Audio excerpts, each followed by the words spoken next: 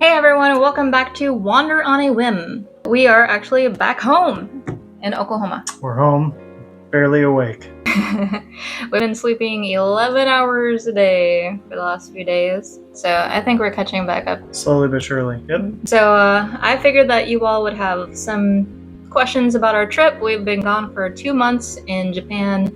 That's our cat Athena. And then a week over in Hawaii, we stopped by for a little bit to see a friend. That's why we're so golden brown.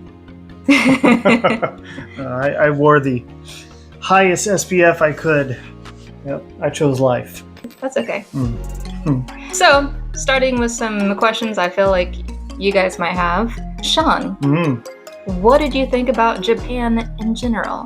Japan in general, it was a fantastic place. It was a great experience. The whole place was just, in its wilderness sense, the nature part is just majestic.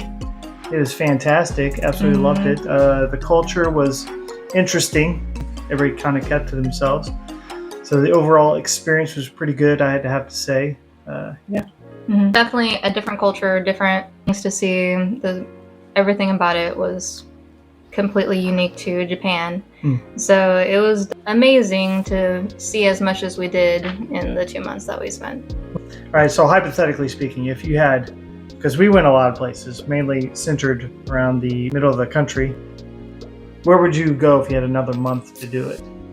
There are a couple places that we missed. So we missed out on Okinawa, and we missed out on like Hokkaido, and is it pronounced Aomori? So probably way south and way north. I think if we put all of that together, I would probably be able to plan 1 more month of places to see. But I don't mind kind of breaking it up because I do want to go back for at least a fall time so we can see the ginkgo leaves and the bright red Japanese maple and things like that. Or go skiing and, a little bit more winter, fall activities. Yeah, I can agree to that. Hokkaido would be great for a food destination as well as skiing. Sure, I won't break anything. But having said that, Amori, or however you pronounce it, would be fantastic. It looked beautiful from what I saw on YouTube. And of course, who doesn't love a good beach? And Okinawa would be fantastic. If we could go to the beach in Okinawa and then go ice fishing in Hokkaido, and that'd be awesome. Only if we have about 2 more suitcases, because that's what you're going to need to try to prepare for those kinds of extreme seasons. Well, this time we had a suitcase just for souvenirs. So that suitcase can be swimming suits and snow boots. All right, so how was the food? Do you have a favorite dining experience? Osaka was a little bit peculiar for me, but one of my favorite restaurants is from there. It's a French restaurant, can't remember the name, but I definitely remember the experience. Krista and I were trying to walk through and look for the place, and all of a sudden, as we pass this door, it just automatically opens up, and there's 2 gentlemen just kind of looking at us, and it was kind of freaky. And Chris was like, "Yep, this is it." And as soon as I step inside and look around, I realized I'm in trouble because I was not wearing the most handsome attire, I guess. I was very relaxed, and I just looked at the guy and said, "Is this okay?" He's like, yeah, it's fine. But yeah, aside from the food being absolutely fantastic, I mean, the hospitality was amazing. They just made me feel comfortable. They were very friendly, very patient.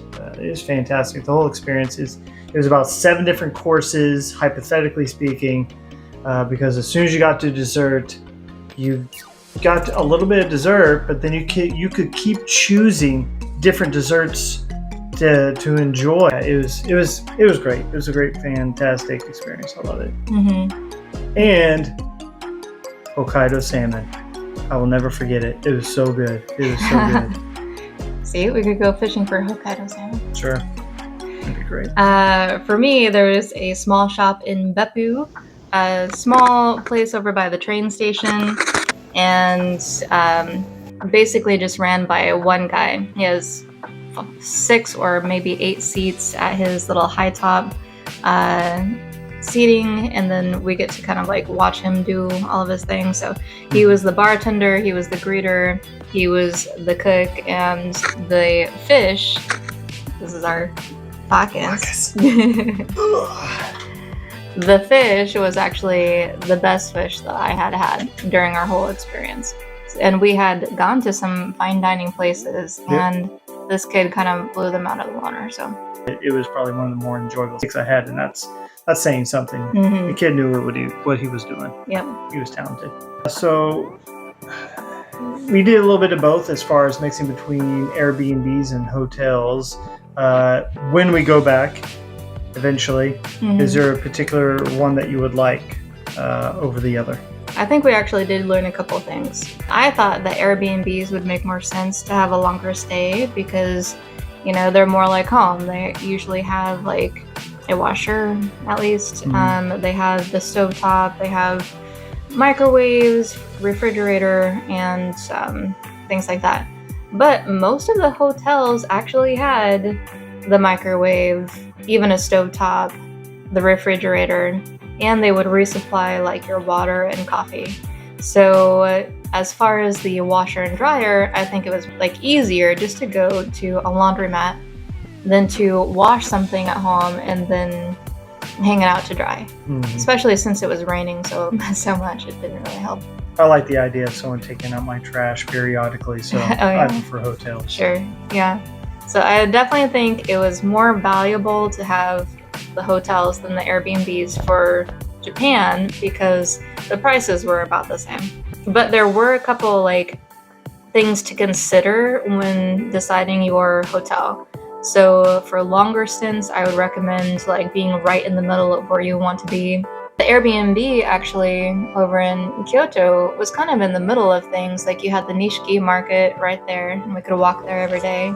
It was really close to the subway, and you could, you know, get a bus over to some locations for sightseeing and stuff. So that one was actually kind of convenient.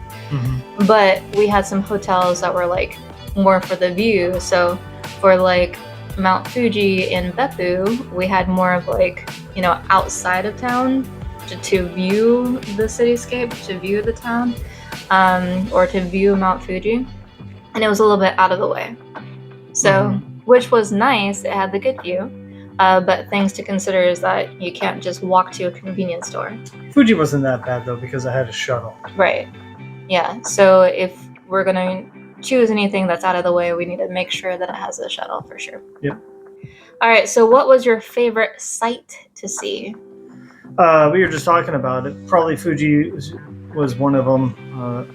Fuji-san was just amazing in all of his glory. He was huge, imposing his figure upon the town, and we were quite lucky because we were able to see him often. We were there for basically 3 days. We got to see him 2 out of the 3 days, which is typically not what happens. But yeah, that's probably one of my favorites. Mount Fuji. Mount Fuji. And the sand dunes were really cool. I like the sand dunes. Yeah. I mean, even though we didn't get to ride any camels, it was a cool thing to see. Yeah. For me, I really love the town Narai. It was like one of those post towns in the valley. You kind of like, it's one of the stopping places from like Kyoto to Tokyo. And it has kept its antiquity, basically, the street, because all of the wires and stuff are on the other side of the building. So the only thing that you can see are like the original structure of the buildings, and it kind of made it feel like you were just walking in the past, you know. You were definitely sleeping in the past. I was not a fan of that. Basically slept on the ground. The futons? You're given these futons, which are just kind of like thick sheets, sort of. Yeah. Or and you were told, there's your futon, and then your sheet, and then there's your pillow. We had two comforter. We had 2 futons. We stacked them, and it didn't. It was a lot. I felt like Princess and the Pea. Like we needed 5 more futons to put underneath it to be comfortable. Or just a regular bed. So, what was your favorite activity? I mean, my favorite activity would definitely be the guy who taught us pottery. It was something I've always wanted to do since I was like a teenager, never done it before. And so it's just a cool experience being able to go through that. And then Close second for me is well, I don't know about close second, but second for me would definitely also be the matcha tea ceremony. Is also pretty cool. Both things, absolutely loved. Good experience. Experiences are good in these kind of situations. How about you? I enjoyed like the indoor onsens, things that came with the properties that we chose. I really just liked walking in nature, like when we were in the woods on our way to the kiln and just kind of explored that area. Like I love exploring, so I think that kind of stuff is fun. But I feel like we could have booked more experiences. Like I wanted to slice things with a katana and, go rafting or something like that. So in other words, if there's something you could do differently, you're talking about experiences. Then. So because I think we've learned that we're more interested in experiencing the culture rather than like seeing museums and things like that. It kind of gets a little bit more draining than actually like the exercise of the experience.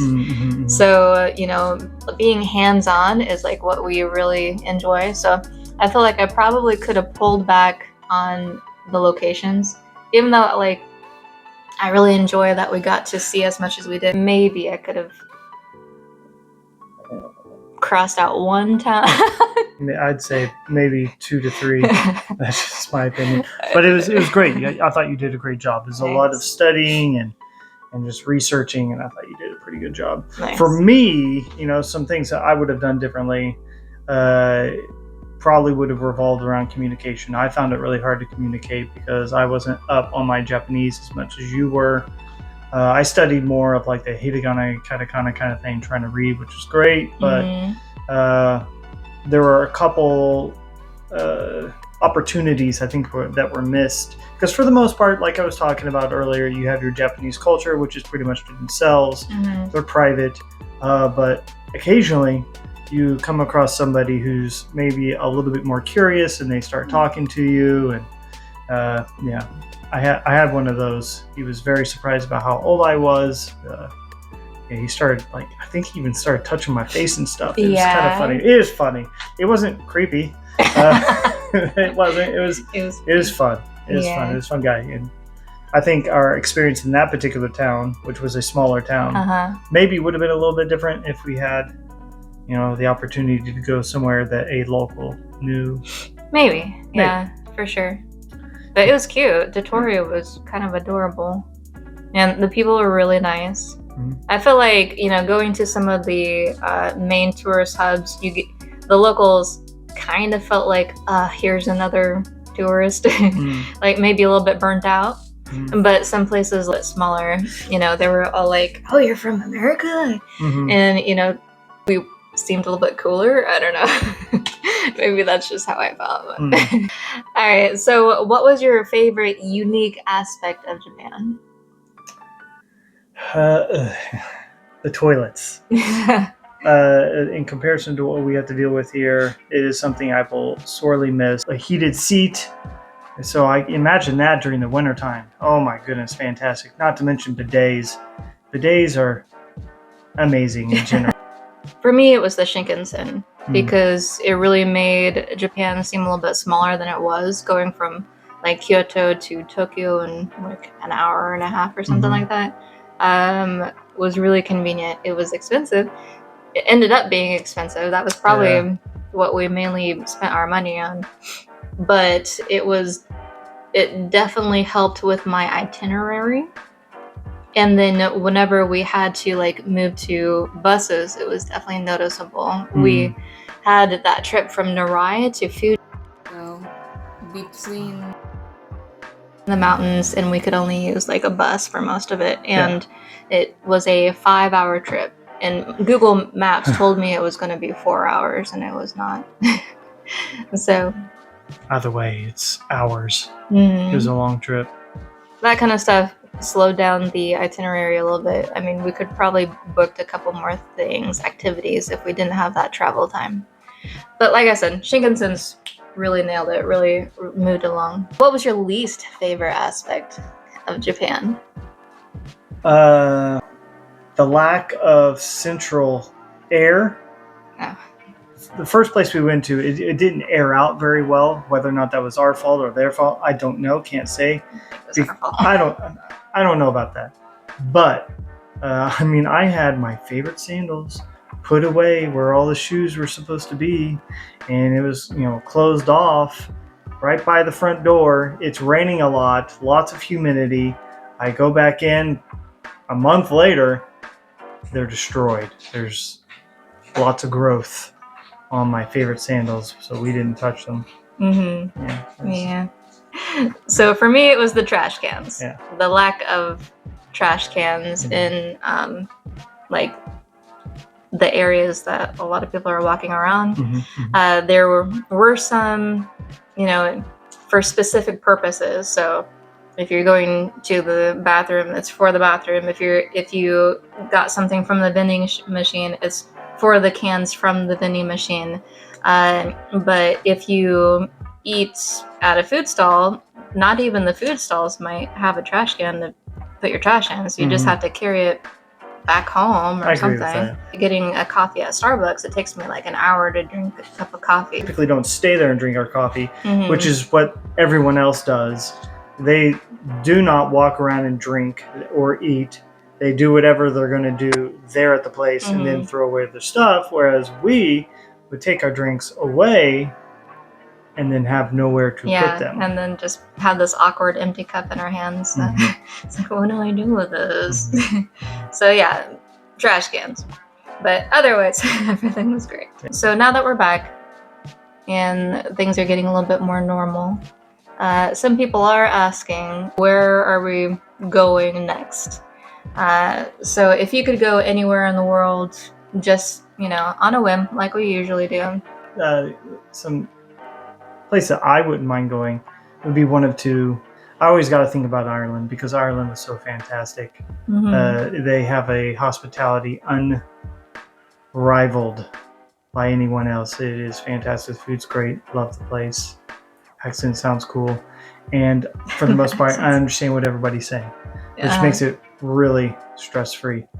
Having said that, somewhere new, Greece would be awesome. You know, I studied Greek mythology since I was like a little kid, and we met a very sociable and very charismatic taxi driver. And he's like, hey, yeah, if you're ever going to Greece, let me know because I go there all the time and I'll show you around. And he's apparently done this before. Whether or not people ever made it back to America is a different matter. So, you know, kidnapping and all. But he was very nice. He was very nice. So Greece would be amazing. Yep. Food, ocean, all the things. I agree with both of those statements. So Ireland was one of the prettiest places that we had visited, and they're the nicest, most hospitable people that we have ever met in our lives. And Greece, I think, just looks gorgeous, and the history is amazing, and that would be really cool to see and walk through and see what kind of experiences and clay pottery we could make there. Sure. I'll look for my next lesson in Greece. All right, well, that about wraps it up. We are probably not going to travel for a second. I don't know, give it some time. But thanks for keeping up with us in our adventure. The purpose of this was to really have family and friends, you know, experience the culture with us and see why we were interested in Japan so much to begin with. So I hope you enjoyed it. Hope maybe you learned something. I don't know. So shout out to Xander. Thanks for watching the cats. Love you. Yeah. So thanks, everyone. Thanks. Bye. Bye. The cats are ready to play. Oh yeah, they're excited. Oh, good job, Bacchus. They're ready. Almost, Athena. Oh, close, Bacchus. Good job, Athena.